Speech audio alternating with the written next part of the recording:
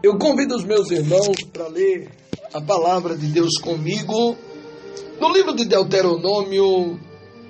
E eu convido para abrir a Bíblia no livro de Deuteronômio, capítulo de número 18. E nós vamos ler apenas os versículos de número 3 e 4, que diz assim a poderosa palavra de Deus. Quando o povo sacrificar um novilho ou uma ovelha, os sacerdotes receberão a devida, a espádua e a queixada e o estômago. Vocês terão que dar-lhes as primícias do trigo, do vinho e do azeite, e a primeira lã das tosquiadas ovelhas.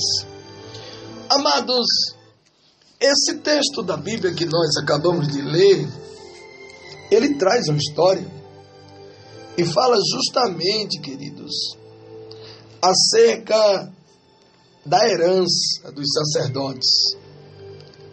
A herança dos sacerdotes e também dos levitas. Quando eles eram envolvidos, eles se entregavam ao Deus Todo-Poderoso justamente para fazer tudo aquilo que a lei mandava, tudo aquilo que estava no coração de Deus e que Deus, poderoso como é, ele mandava o povo fazer.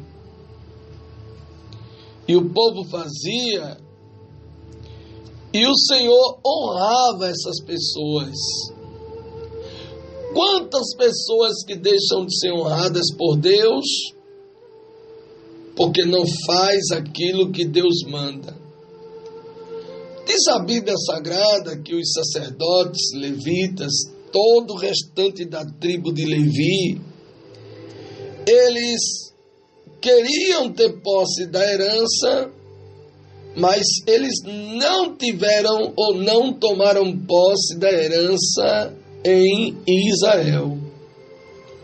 Eles viviam, queridos, das ofertas sacrificadas para o Senhor, preparadas, pois a Bíblia diz que o que estava para ser entregue a eles por herança era justamente para eles. Só que as pessoas perdem as bênçãos de Deus justamente porque sai do lugar, irmão.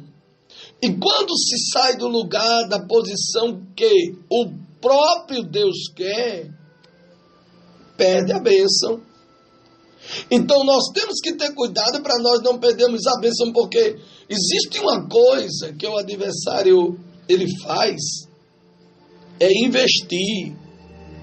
O que é herança? Herança é, na verdade, uma juração de herdar, ou seja, alguém jurou e você tem um direito de herdar, de adquirir por sucesso ou sucessão. Herança fala de patrimônio. Podemos entender que a herança inclui bens, herança está envolvido direitos deixados por alguém em razão do seu falecimento e assim sucessivamente. A herança é herança.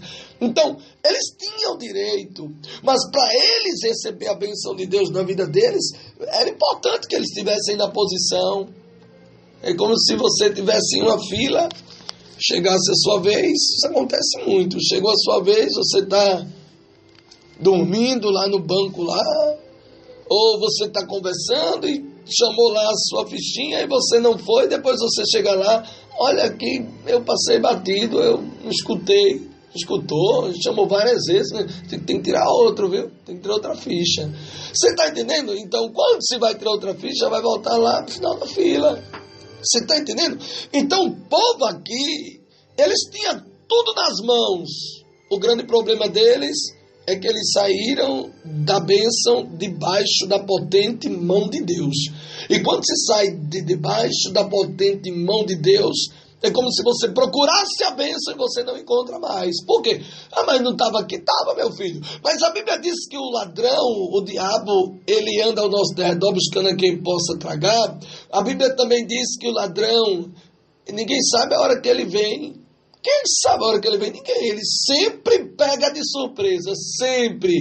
Ele sempre pega de surpresa. Outro dia, eu ia passando em uma avenida em Boa Viagem, durante o dia, era 10 e pouca da noite, do dia, e 10 e pouca do dia, não era da noite não, e eu vi quando dois rapazes, meu Deus, eu parado atrás de um ônibus, a parada estava cheia de gente, e eu vi quando um deles estava com o revólver na mão, eu disse, meu Deus, ele vai assaltar. Eu ainda passei pela parada de onde disse, olha o assalto aí, mas quase que ninguém percebeu, também não deu tempo de correr, porque foi tudo muito rápido. Então, queridos, o ladrão, ele vem na hora que você pensa que ele não vem.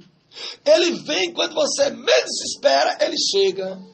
Dificilmente você tem a sorte ou você tem a oportunidade de identificar ele, que ele está vindo para lhe roubar. Então, o que aconteceu aqui? O povo, eles estavam debaixo da bênção de Deus, estava debaixo da sombra de Deus, só que o povo começou a sair, e aí Deus bradou e disse, não terão herança alguma no meio dos compatriotas. O Senhor é a sua herança conforme lhe prometeu.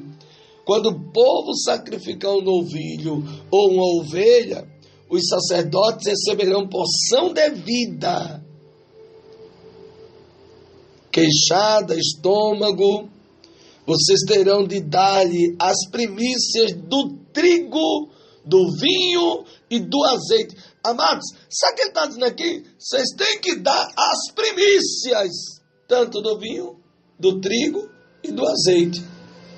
Aquilo que entra, aquilo que você recebe, aquilo que você ganha, é importante que você tire a primícia para dar a Deus. Vocês têm que dar o seu melhor para Deus. Mas, amados, meditando que eu tenho que dar o meu melhor para Deus, por quê? Existe um porquê, existe uma palavra, existe uma justificativa porque eu tenho que dar o meu melhor para Deus? Existe. Por que eu tenho que dar o meu melhor para Deus? Porque Deus dá o melhor dele para mim. Você já pensou, parou para meditar? Já pensou nisso? Se Deus, ele desse para mim, para você, justamente aquilo que resta, aquilo que está sobrando. Isso aqui está sobrando, toma. Né? Então Deus dá o melhor. Deus pega o melhor que ele tem e ele dá. Por quê? Porque ele ama. Você está entendendo? E ele dá justamente para aquilo que é útil. Então, queridos, quantas vezes que nós não estamos tirando a primícia para Deus? Eu não estou falando aqui somente de dízimos e ofertas não, viu? Isso é importante, essa palavra é abrangente, claro que é. Mas eu estou falando aqui, queridos, da nossa adoração, do nosso compromisso com Deus, que vai muito mais além. Porque uma pessoa que tem um compromisso com Deus em uma área, ela tem todas. Se eu tenho um compromisso com Deus, de ler a palavra, de buscar a presença dEle, de visitar os enfermos, os doentes ou aqueles necessitados, eu tenho esse compromisso com Deus, irmão. E se eu tenho esse compromisso com Deus, eu tenho certeza que Deus me abençoa e me recompensa em várias áreas da minha vida.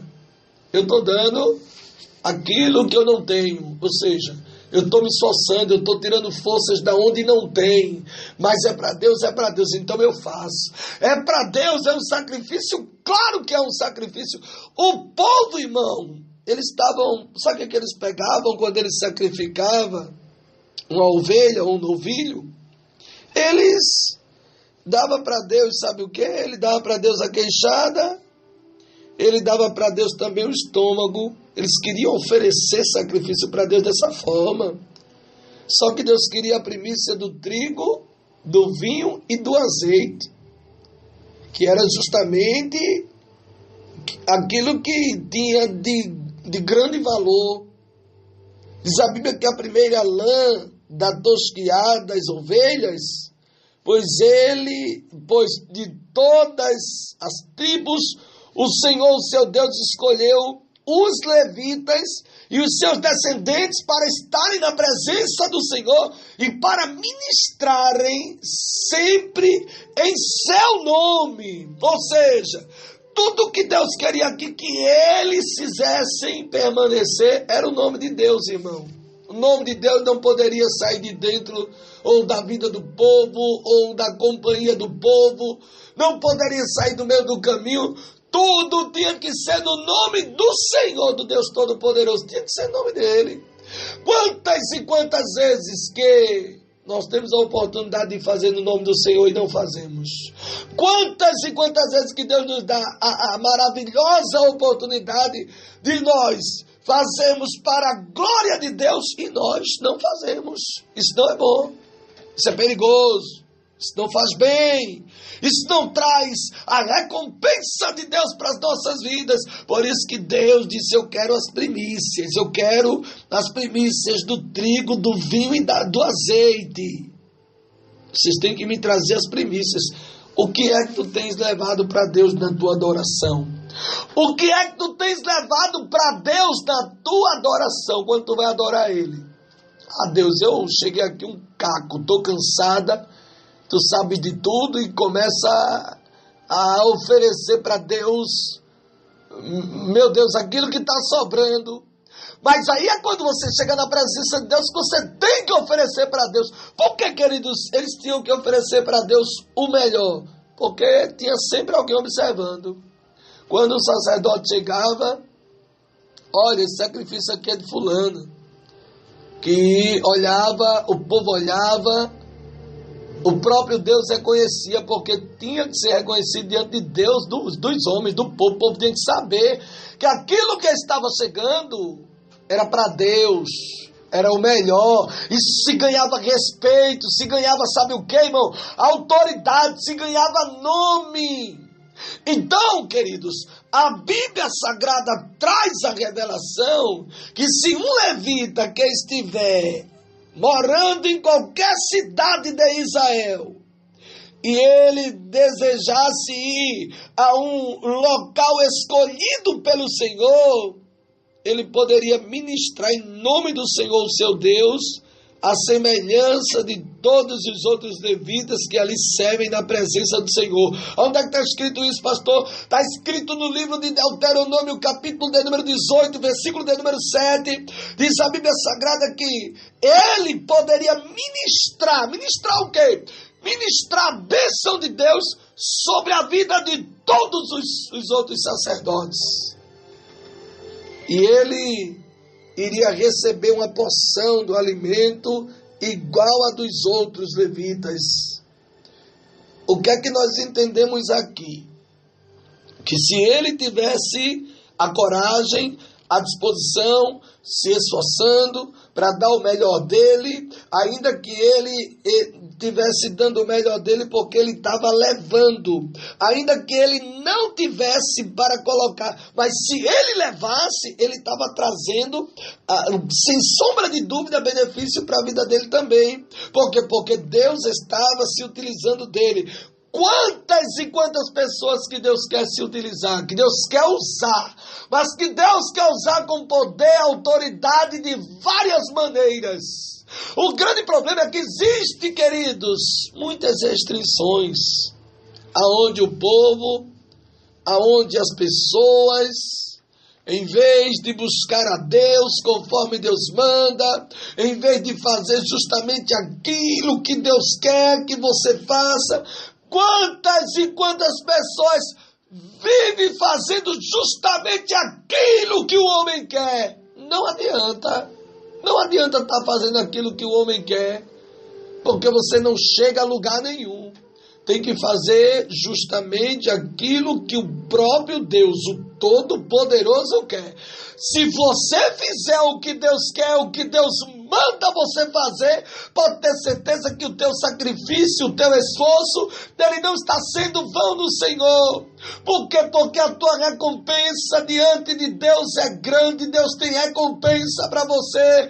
Tenha certeza que aqueles sacerdotes, os levitas, quando eles estavam trabalhando, isso não quer dizer que quem trabalha para Deus está ausente de críticas e de apontamentos. Não, irmão.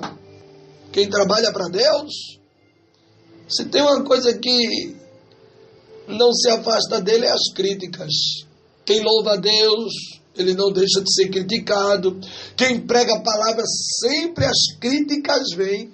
Mas quem está focado em Cristo, quem sabe que foi Deus que chamou para aquela obra, ele se torna uma pessoa forte. Por que forte? Porque ele sabe que as pedradas batem nele, mas ele não sente dor.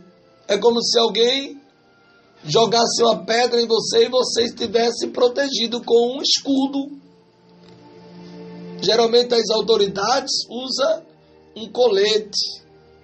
As autoridades usam um colete e esse colete geralmente ele é a prova de bala, não é? Existem os calibres que ela suporta e, como bem sabemos, as dificuldades são grandes porque os bombardeios são demais, mas o soldado que está na guerra, ele não pode desistir.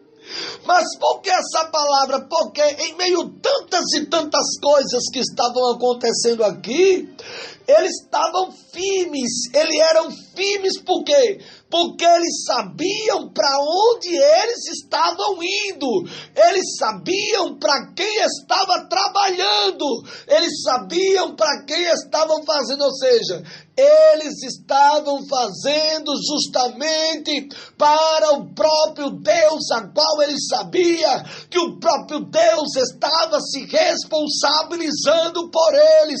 Você tem que entender que o que você está fazendo para Deus, Deus está se responsabilizando por você. Você tem que entender que o que você faz para Deus aqui na terra, Deus faz muito mais além por você, em várias áreas da sua vida. Por isso que eles não desistiam. Eles subiam, desciam, eles iam para o monte, desciam o monte, onde é o lugar de sacrifício hoje. É em tal lugar, vamos para lá, vai ser difícil chegar, vai, mas nós vamos subir o monte e vamos oferecer o sacrifício, porque é para Deus. Quando é para Deus, nós se esforçamos, quando é para Deus, nós não inventamos desculpa, quando é para Deus, nós encaramos, porque nós sabemos que estamos fazendo para Deus, nós sabemos que está sendo tudo registrado no livro das crônicas de Deus, e que Deus, na hora certa, no tempo certo, no momento certo, Ele vai recompensar e vai mostrar a grandeza dele, porque ele é aquele que é grande. Não existe ninguém do tamanho de Deus. Não existe ninguém que tenha o tamanho da mão de Deus. Não existe ninguém que tenha o poder que Deus tem. Não existe ninguém que vê como Deus vê. Não existe ninguém que pega como Deus pega. Não existe ninguém que abate como Deus abate. Não existe ninguém que exalta como Deus exalta. Não existe ninguém que faz aquilo que somente Deus é quem pode fazer. Então sinta a alegria do Espírito Santo dentro da sua vida. Confie então somente no Senhor. Não desista. Eu não sei o que é que estão fazendo para você desistir. Eu não sei o que é que estão dizendo para você parar. Eu não sei a forma que alguém está agindo para ver tu parar na caminhada, mas quem te chamou foi Deus, mulher. Homem, quem te chamou foi Deus. Os sacerdotes sabiam disso. Eles eram preparados para isso. Irmão, se eu for contar somente um pedacinho da minha história, você não sabe o que alguém já fez, você não sabe a forma que o diabo já investiu. Você não sabe. Tá? Para eu parar, para eu desistir, para jogar tudo para o alto. Você está entendendo? Para sair da posição que Deus colocou. Você não sabe da história. Você não sabe. Você não conhece. Talvez você não conheça as investidas do adversário ainda. Você não sabe a forma que ele entra. Você não sabe. Mas são muitas as investidas. Os sacerdotes sofriam isso. Os levitas sofriam também. Sabe? Eu sempre ensino, eu sempre falo para os levitas, para aqueles que pregam a palavra, para aqueles que fazem a obra. Você não imagina os assuntos que chegam para mim, você não imagina as pessoas que me procuram, a situação caótica, problema seríssimo. Mas nós sabemos que Deus tem o controle de tudo. São bombardeios que vêm justamente para acabar com tudo.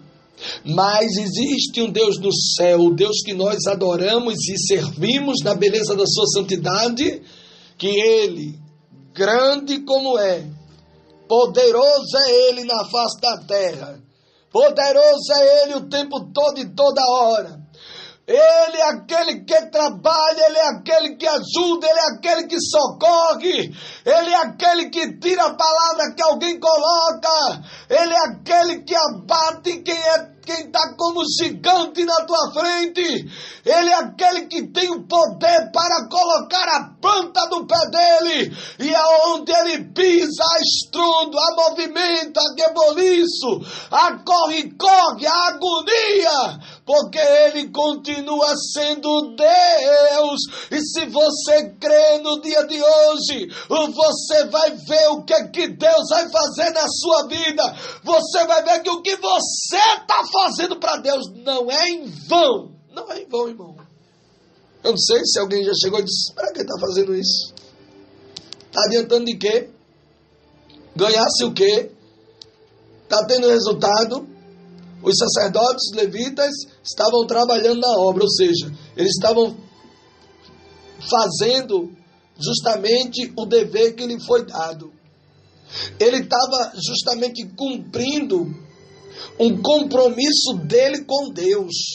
Quem tem compromisso com Deus se arrebenta tudo na face da terra. Mas ele está sempre fazendo aquilo que Deus manda. Por quê, queridos? Porque eles foram chamados justamente para exercer essa função. O teu chamado é para quê, irmã? Sabe não, é? Sei não, pastor. O teu chamado é para quê, meu querido? Tem gente que foi chamado para servir. Tem gente que foi chamado para orar. Tem gente que foi chamado para pregar, tem gente que foi chamado para louvar a Deus. Isso é muito bom. Então, cada um, irmão, a Bíblia diz que cada um fique na vocação que foi chamado. Ou seja, se os levitas e os sacerdotes estavam trabalhando, não tinha nada que os críticos ficar contendendo com eles, querendo fazer eles parar. Mas porque eles não pararam? Porque eles sabiam que era Deus que estava se utilizando dele. A gente sabe que Deus se utiliza através de um movimento, sim. Mas Deus também se utiliza através da brisa. Deus tem a sua maneira de usar as pessoas.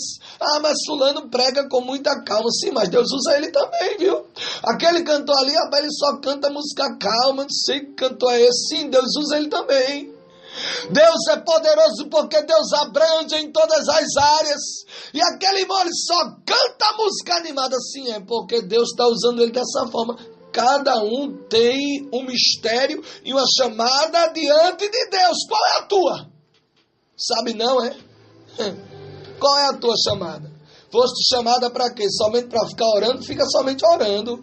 E pede a Deus para Deus ir te aperfeiçoando para outras áreas também que Deus vai aperfeiçoando. Não é aquela pessoa que diz, não, eu não prego não, eu só fui chamada mesmo para cantar e eu somente canto. Sim. Mas você já observou se Deus quer expandir o teu ministério, a tua chamada? Se não tiver alguém para pregar, só está tu no culto para dirigir, é porque a faculdade de Deus, ela funciona assim. Eu já me deparei em culto que foi eu quem dirigi, foi eu quem cantei, foi eu quem preguei. E agora? Tem situação que é você quem canta, quem prega, quem dá o testemunho, quem faz tudo é você. Por quê? Porque é uma faculdade de Deus. Às vezes as pessoas murmuram, mas por que tanta prova? Porque só tem eu, porque não veio ninguém, porque Deus quer te usar, terra. Deus quer te usar na terra dos viventes, Deus quer se utilizar da tua vida. E é importante que você dê vazão, meu Deus, lugar para Deus se utilizar de você. Se você der lugar, pode ter certeza que Deus vai lhe usar. E se Deus lhe usar, pode ter certeza que tem recompensa. E se a recompensa de Deus chegar, pode ter certeza que você vai prosperar. E quando você prosperar, não esqueça das coisas da obra de Deus. Porque quantas e quantas pessoas que prosperam, esquecem da obra de Deus. Depois que Deus faz a obra, não quer carregar a cama. Depois que Deus faz um milagre, não quer voltar para agradecer. Os sacerdotes estavam trabalhando, fazendo tudo o que tinham que fazer, deixando o recado que as primícias do trigo, do vinho e do azeite, a primeira lã da ovelha tosquiada, pois todas as tribos, aí ele disse, o Senhor, o seu Deus, escolheu os levitas e os descendentes para estarem na presença do Senhor e para ministrarem em seu nome. É a escolha de Deus. Não, mas alguém me critica muito. Não se preocupe, entenda a escolha de Deus para a sua vida. Porque quando eu entendo que a escolha de Deus para a minha vida, ela é boa, ela é perfeita e ela é agradável, eu não me preocupo com a escolha de alguém, com o que alguém está dizendo, com o que alguém está comentando, com o que alguém está falando para alguém. Por quê? Porque eu sei, irmão, que a recompensa aqui ela vem exclusivamente de Deus, que colocou na obra. Tu estás querendo ir para onde, mulher? Se Deus te colocou na obra. Tu estás querendo ir para onde? Tu estás querendo fazer o quê? Hein, varão? O Senhor está dizendo para você que se Ele colocou na obra, é só encarar. Ter coragem, fé, fazer com alegria, porque muitas das vezes, para Deus abençoar uma pessoa, muitas das vezes não precisa ir para muito longe, não. Não. Se Deus quer abençoar aqui, é aqui. Se Deus quer te abençoar do lado, é do lado que Deus vai te abençoar. Você está entendendo? Se Deus quer te abençoar no deserto, Ele vai abençoar você no deserto. Não tem para onde não. Existem várias histórias da Bíblia de homens que estavam no deserto. Agar, houve um tempo que ela disse, eu não quero nem ver o menino morrer. Acabou-se a água, eu disse, pronto. Ela tinha sido mandado embora, só tinha um pouquinho de água, disse, pronto, o menino vai beber, vai morrer. Várias e várias situações, né? Aquela mulher sunamita, aquela mulher, a viúva, que, meu Deus foi lá, multiplicou o azeite, tantas e tantas histórias, né? O profeta lá no deserto, daqui a pouco o anjo vem, traz um pãozinho para ele, coloca lá, diz, ei, o que faz aqui? Levanta, come, muito comprido é o teu caminho. Ele levantou, comeu, depois tornou a deitar de novo. Ei, rapaz, levanta, rapaz. Não é? A insistência de Deus, Deus insiste, quando Ele quer insistir, Ele insiste, não é? Porque a insistência de Deus é uma prova do amor dele para com a pessoa, não é? Deus vai lá com toda calma, com toda... É como você tivesse um filho e você vai lá chalerar ele, não é? Você deu uma tapinha nele, reclamou com ele, ele se amou, e você vai lá, meu filho, vem pra cá, vem brincar, não é? Às vezes, de vez em quando eu faço isso com o Juninho, não é? Eu não bato nele não, mas às vezes eu falo com ele já para ele sentir a pressão do negócio, não é que não funciona assim. Mas quando é necessário, vem pra cá, Juninho, brincar, fica aqui comigo. Aí ele, é o quê, pai? Eu digo, vem pra cá, meu filho, bora brincar um pouquinho. Aí ele, de quê, pai? Eu não queria brincar. Eu digo, vem, rapaz, tenha calma. É o pai que tá chalerando o filho, você tá entendendo? Então existe a maneira que tem de se trabalhar, e Deus, Ele tem a maneira de lhe aproximar tanto dele como também da obra de Deus. Ele foi lá com tanto carinho, disse, Elias, o que é que tu tá fazendo aqui, homem? Toma, levanta, come, rapaz. É muito comprido o teu caminho, homem. Tu não vai ficar por aqui, não. Não, mas somente eu escapei, somente eu. Jezabel está matando todos os profetas, somente eu escapei com vida. E ela está procurando a minha vida para destruir. Ele disse, não, meu filho, não.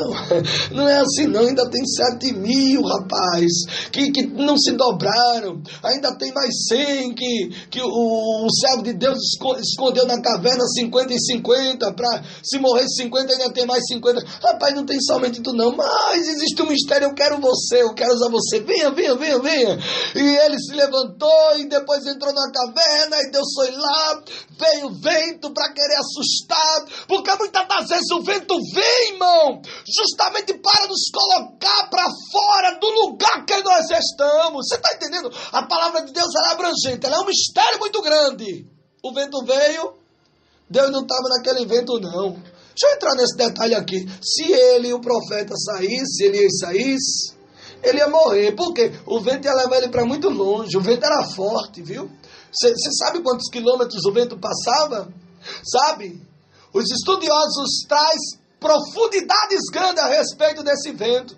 Você está pensando que o vento passava e ia embora? Não. O vento, ele passava na boca da caverna, ele ia e ele voltava. É como se ele estivesse passando como uma navalha, 100 e poucos quilômetros por hora. Muita força, muita velocidade. Se Elias bota a cabeça fora da caverna, quando ouviu o vento soprando, ele ia junto, ia acabar com tudo. Depois veio um fogo. Deus também não estava naquele fogo. Tem que ter cuidado, não é? Às vezes o vento está soprando tão forte e você às vezes quer correr. Depois de tanta coisa, vem uma voz mansa e suave de novo. É como se Deus amasse tanto o profeta que diz: eu quero você, meu filho. Eu sei do seu conteúdo, eu sei que você tem dentro de você, eu sei que você tem coragem. Eu quero você, eu não quero usar outro agora, eu quero você. Aí Deus vai lá e diz: que fazes aqui, rapaz? E ele saiu da caverna através da voz mansa e suave de Deus. Bem, você está esperando o quê? Já veio o vento, já veio o terremoto, já veio o fogo, tanta coisa. Agora a voz mansa e suave de Deus, para que você possa sair da caverna, sair dessa situação, dessa depressão, sair dessa opressão, sair dessa agonia, desse desespero, dessa inquietação, sair de uma maneira tal que você tem que entender que o que Deus tem preparado para você é coisas grandes e você tem que ter cuidado. Sabe por quê? Porque muitas das vezes alguém está querendo tocar fogo, está querendo jogar fogo para você, fazer você sair de dentro do ambiente para alguém pegar. Às vezes alguém está fazendo de tudo para o vento soprar com mais força, para você pelo menos botar um braço do lado de fora, para sentir o vento. Não bote não, viu? Esse vento aí vai passar. Acredite que esse vento vai passar. O fogo que alguém fica acendendo aí na frente não é de Deus e você tem que ter cuidado. Porque aquele fogo não era de Deus. Se ele bota pelo menos a mão, ele perdia a mão. Se ele bota o corpo todo, ele ia perder tudo. E ele ficou lá quietinho. Daqui a pouco Deus veio. Quando ele pensou que estava tudo calmo, ou seja, Deus insistiu no vento, pensou ele. Deus insistiu no terremoto, Deus insistiu aqui no fogo, eu não saí. Quantas e quantas rebeldias. Mas era Deus dizendo: não, fica aí. Fica aí que eu vou vir aqui falar contigo bem mansinho, não é? Dizem, há quem diga, tem gente que tem, há quem diga que tem medo, não é? Quando uma pessoa está falando bem calminha, bem mansinho. Eu já vi uma pessoa, uma autoridade falando bem mansinho com a pessoa que pegou, fazendo coisas erradas, e ele perguntou, já deu para entender e deu para ver que ele já não estava bonzinho, né? E pegou pelo braço e disse: fulano, de novo, rapaz, a gente já veio aqui, já falou com você. Eu disse a você, para você não perturbar aqui, isso aqui é uma área privada, falando bem mansinho, né? Segurando o braço dele, disse: olha, eu disse que se eu voltasse aqui de novo, rapaz, eu ia te levar, porque tu não me obedecesse, eu quero ser teu amigo, né? E quando pensar que não, irmão, algema e leva, sabe por quê? Porque não quis acordo. Aí eu não sei qual é o teu acordo que tu queres com Deus. Se tu queres, tu não queres. Se tu aceita ou não aceita. Eu sei de uma coisa, viu? Presta atenção que eu estou encerrando a mensagem. Deus vai chegar aí com a voz mansa e suave para buscar, para te tirar, para te colocar na obra, para tu fazer a vontade dele.